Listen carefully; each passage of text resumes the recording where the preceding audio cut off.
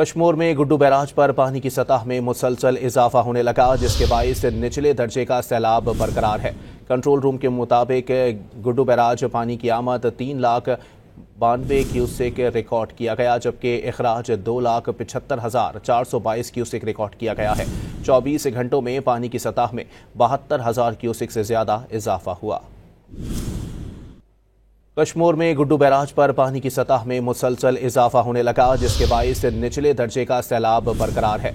Control room के मुताबिक Guddu barrage पानी की आमद 3,92,000 क्यूसेक रिकॉर्ड किया गया, जबकि अखराज 2,75,422 क्यूसेक रिकॉर्ड किया गया है।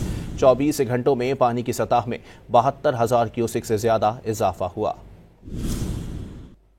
कश्मीर में गुड्डू बैराज पर पानी की सतह में मुसलसल इजाफा होने लगा, जिसके बायस निचले दर्जे का सैलाब बरकरार है। कंट्रोल रूम के मुताबिक गुड्डू बैराज पानी की आमद 3,92,000 क्यूसेक रिकॉर्ड किया गया, जबकि अखराज 2,75,422 क्यूसेक रिकॉर्ड किया गया है।